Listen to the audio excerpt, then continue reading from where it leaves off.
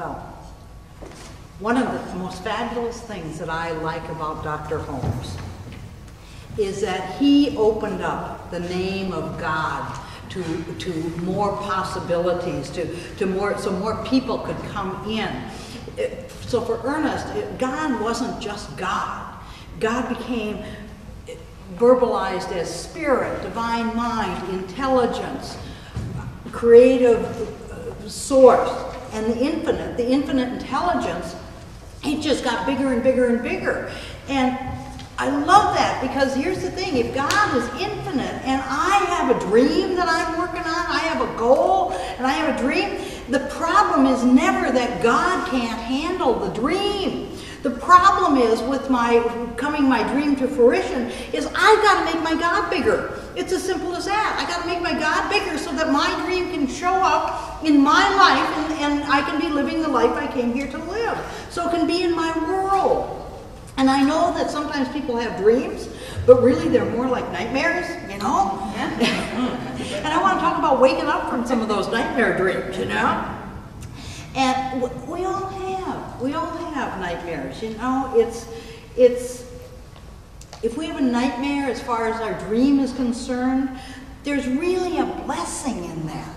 There's a fabulous blessing, and we can actually get good out of that. We can mine gold out of that, if you would. And it can actually assist us in bringing our dream forward into our life. It's like if you have a kid, if you have a child, and your child is having a nightmare, let's say, you don't get in bed with the child and fall asleep yourself so you can fix the nightmare that way.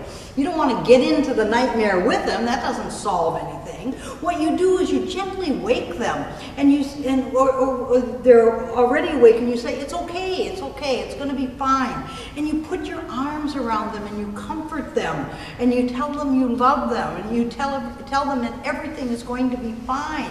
You just reassure them. And you don't try and get in that nightmare. And yet, so often what I see is that people have a nightmare going on in their life and they just go into it more and more. It's like they jump right into that nightmare pool and they go deeper and deeper into it, you know? And so today what I want to talk about a couple of those nightmares actually, with people have specifically that sabotage their dreams. And the things that I have identified that keep people from pursuing their dreams, the first one is fear of failure. And that's a nightmare that a lot of people have. And what I believe is that fear of failure costs us, and it costs us big, it costs us huge. And the thing is, it's insidious, because for many, many, many people, our fear of failure, it started growing back when we were kids and even in preschool. And by the time we're teenagers then, it seems to me that it's gotten way big and way out of hand, because we've had tons of opportunities to come up against something, and by the time that we're teenagers, we have quite a bit of experience of failure. True, we do.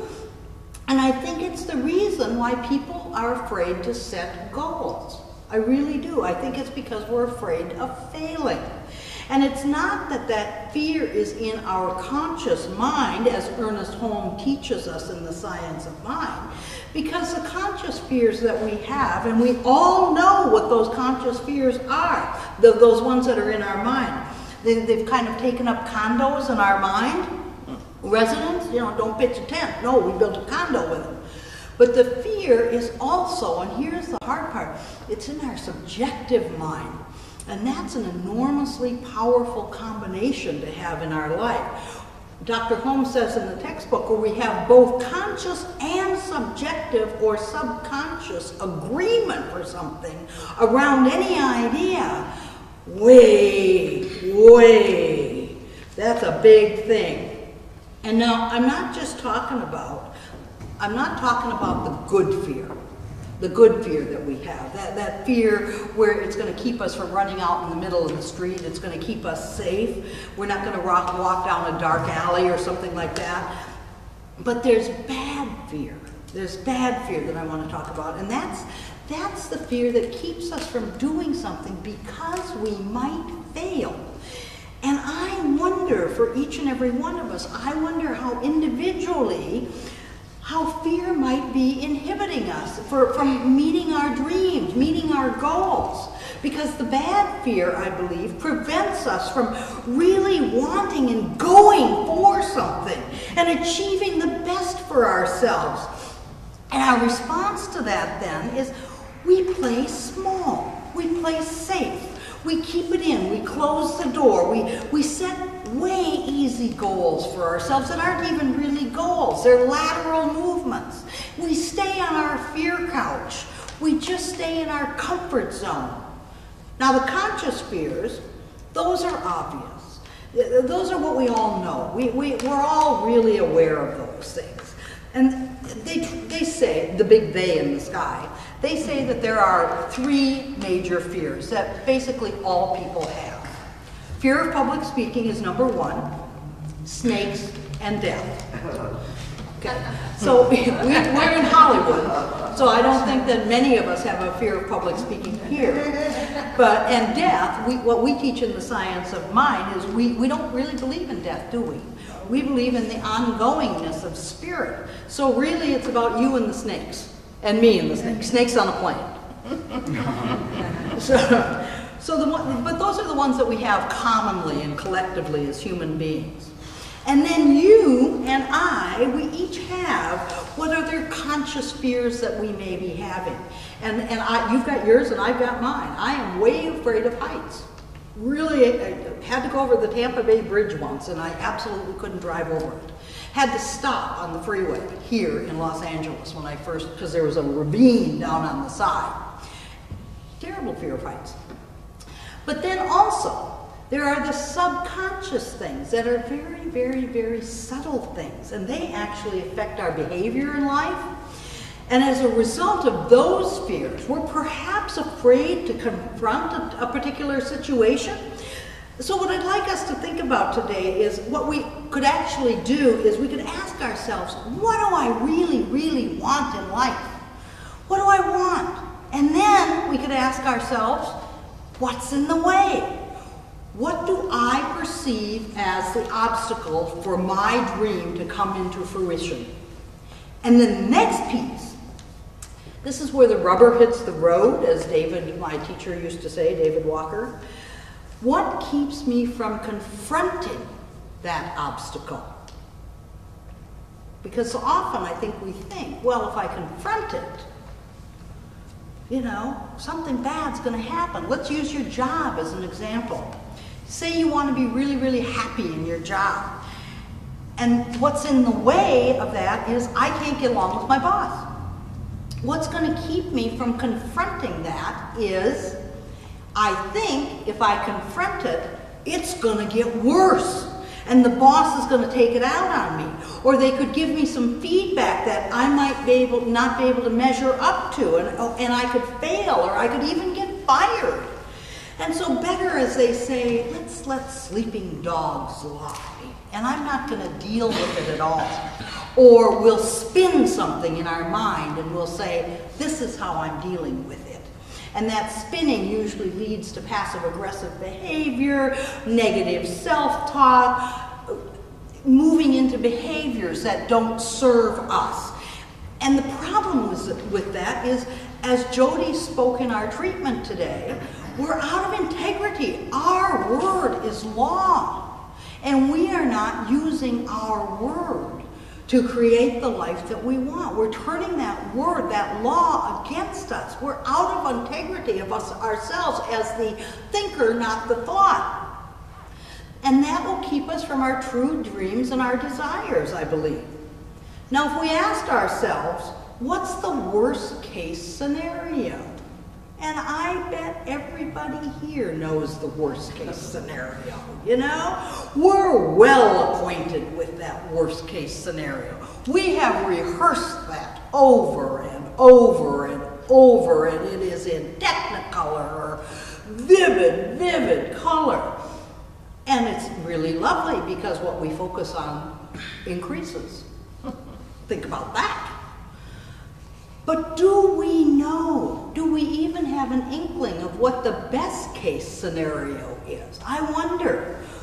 Do we have an idea of what the best case scenario is for what I say I really want in life? And what's in the way? What keeps me from confronting it? The worst case scenario is based on fear and separation, a belief in separation from the infinite source. But what's the best case scenario? The absolute best case scenario. And here's the thing. It's probably very, very, very unlikely that the worst case scenario is ever going to unfold. And the best case scenario, we may not hit that mark either, but there is a place of likely. If this is the worst case scenario, and this is the best case scenario, there's a likely that's about here. It's kind of in the upper middle, and it's pretty encouraging, actually, to think that. Well, what we're doing is risk management, if you would. It's not going to be the worst case, and it may not quite make it to the best case. My risk assessment says, well, it's not as bad as I originally thought it was. It's not really as bad as I thought. So we don't have to then settle or feel trapped or play small. And here's the thing, I understand, I get that people are afraid of failure. From early on, we're all afraid of failure. And from the first time that you had that lemonade stand out in your front yard and no one came and bought lemonades and cookies, and you sat out there and it was hot, and you finally drank all the lemonade yourself and you got sick and you sugared up and you were just nuts for 3 days. You know, it starts back then. But I understand that we're afraid of failure. But when we understand it, though, I believe when we understand it, it ceases to have power over us. It happened. It was simply an experience that we had, or an AFGO. That's one of my favorite words, AFGO. Another fine growth opportunity. Oh, I had an AFGO. It was a growth opportunity. It's not your whole life. It's just an occurrence. Get over it, Blanche. It's a little AFGO. Everybody has them. And here's the thing. If we have a failure, we tend to avoid that situation in the future. I don't want to do that again.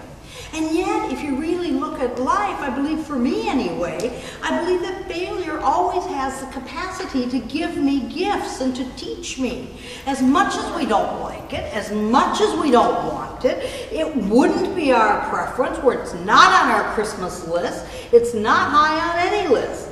But it has the opportunity and the capacity to teach us. Example, has anyone here ever been in a relationship that did not work out? So we're no longer in that relationship. Could be a romantic relationship, could be a friend relationship, could be a work relationship.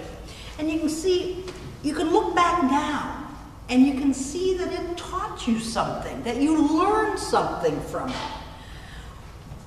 I know now not to do this, or this is a better way to be, or I learned this, or I learned that. See, it's actually taught you something.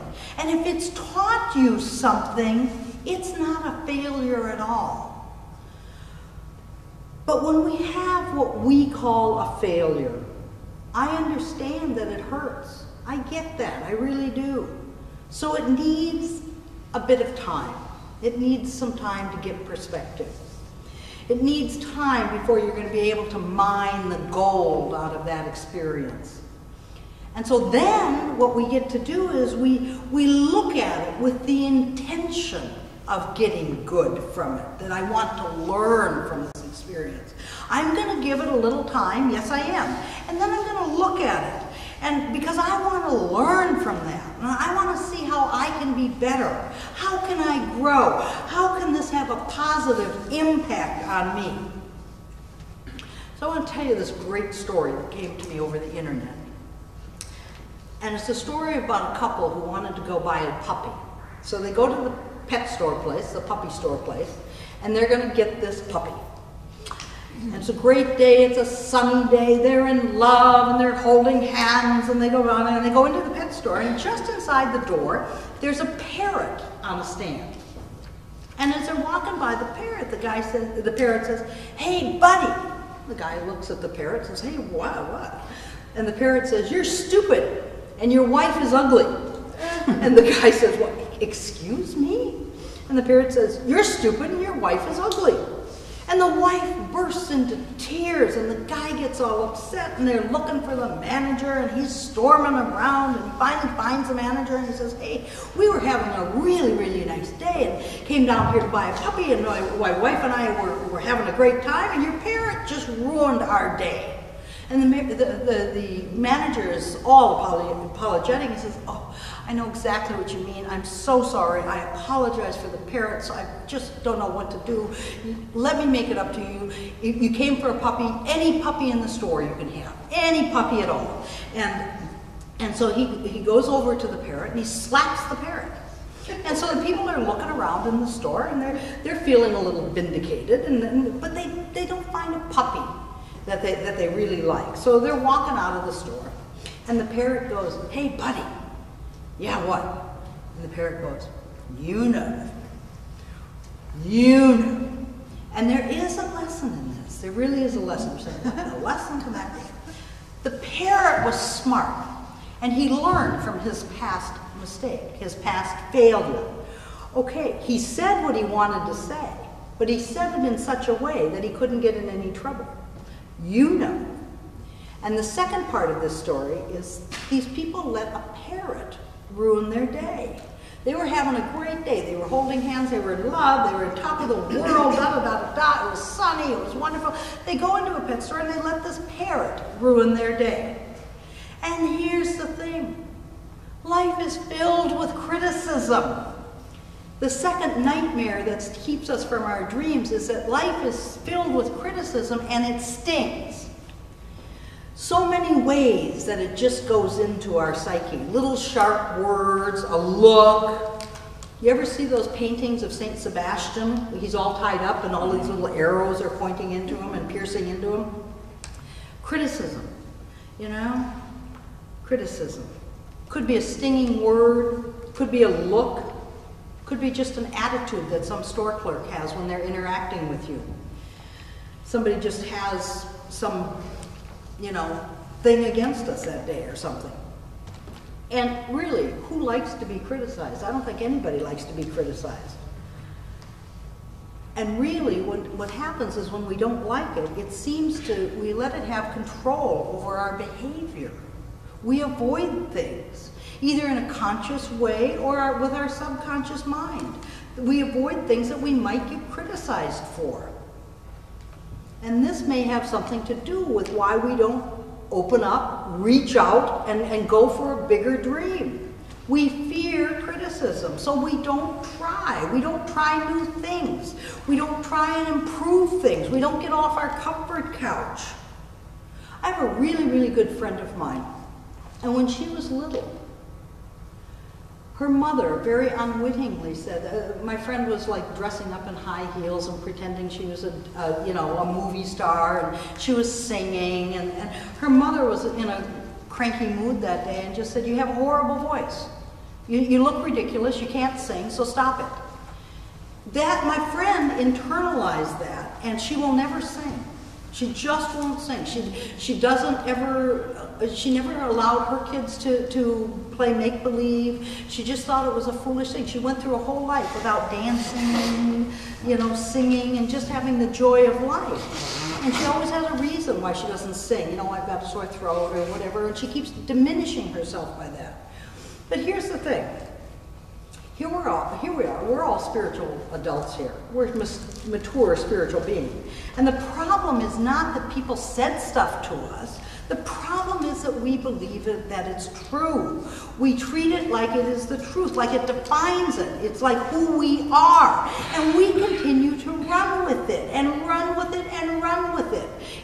I always tell the story, my greatest visual of that for me is we catch a pass, we catch a football, and we just keep running down and we run past the goal yard even, So look at the amount of joy that my friend denied herself just because her mother criticized her, and it stayed with her entire life. She's 76 years old now. It has stayed with her for 66 years. And I understand that criticism can affect us. So what we want to do is we want to be able to be of a higher consciousness, a higher mind around this. And we want to turn that criticism into a friend. Because if we can turn it around in some way, we're going to lose our fear of it. Have you ever heard this, the statement, consider the source? People will say, consider the source. Yes. Well, there's something really valid in that. Because when people give us criticism, the first thing that we could do about that is, and this is going to help, it really will. The first thing we could ask ourselves is, are they qualified? As a little girl, my friend didn't know, and she didn't know enough to say, you're not qualified. But as she got older, she could have said at any time, you know, my mother wasn't qualified to judge my singing. You know, I wonder if she was a good singer herself. Yeah, and it's amazing to me that people so often will criticize other people's relationships when they themselves have not known a happy moment in any relationship in their entire life. And they're over here criticizing your relationship. And you think, boy, am I in trouble with my relationship? You know, my relationship must be terrible. They keep telling me how terrible it is. What if just instead you said, are they qualified to judge my relationship? No, they're not. I don't want a relationship like them. I don't think they're happy in their relationship. They don't seem to be experts in the field of relationships, so they're not qualified. Next thing, is the criticism accurate? Is it accurate at all? Is it based on something that's logical and reasonable? Or is it just an emotional thing? See, most criticisms are not accurate. So we can just whittle away a lot of it with that. And what's their motive behind the criticism? When somebody criticizes you, ask yourself, what was the motive for that? Maybe they're angry, maybe they're hurt, maybe they're jealous. You know, they're all fear-based emotions. And sometimes there is constructive criticism. Maybe it's something that's coming from love or some kind of concern, because sometimes that is true. And sometimes that's the case. So if we could see the motive behind the other people's criticism, that sort of takes some of the sting out of it. It makes it more palatable. And the other thing I want to say is that we, as spiritual, mature adults, have a responsibility for our reaction to criticism that we experience in our lives. We get to take responsibility for that. We probably can't get it out of our life totally, but we can take responsibility for the way that we respond to it. We can say like, wow, that was some harsh criticism. Let me think about that. Consider the source. Are they qualified? Is it accurate? What's their motive? And now what's my response going to be? Rather than just go to that place and have a huge reaction about it, where we're going to pout, we're going to slam, we're going to, withdraw, whatever. How do I want to respond to that? And as I look at these things, usually it's just about people getting their little feelings hurt. And then they just defend themselves and they attack back or they withdraw. Those seem to be the most common responses for people around criticism. So let's get a grip. Let's do that. Let's get a grip. Because criticism cannot kill you. I think the bulk of it tends to be exaggeration, it's generalizations, and we could let go of that. We could learn to let go of that. We could have sort of a mechanism in place in our consciousness that when we have criticism, we could go through this little process. And if it stings, we can look and see, now is there any truth in this for me at all? Is there value in this for me? Is there anything that could help me show up in life in a greater way? And I realize that we are not going to go tap dancing into that instantly. But so that it doesn't stay within us and fester and keep us small on our comfort couch, we could find a little bit of gold in it. And then the criticism becomes our friend, and it's actually going to teach us something. So it's not about offending, not about attacking, not about withdrawing, and we don't want to let it defeat us. You don't want to let it defeat you. It could be like in the Old Testament, they talk about Jacob wrestling with the angel all night long. And the angel and saying, I'm not going to let you go until you bless me. See, we're saying, I'm going to look at this. I'm going to hold this. I'm going to be in relationship with this until I get the good out of it. And when I get the good out of it, and I'll hold on to that piece of good, and then I can let the rest go. And the rest that I let go has no effect on me. See, I believe that our dream, the real dream that keeps niggling at you and won't let go of you, your special gift that only you can do, that dream is closer than we think. God is infinite. We have to have a big God. I hope you have a big God. I really do. If you don't have a big God that matches your dream, I want to invite you to start having a bigger God right now. Because if you have a bigger God, you can have a bigger dream. And one of the things that we know about God's Spirit, infinite intelligence, is that God, the universe, only says yes all the time. Let's start having a big God. Living the life we came here to live. And so it is.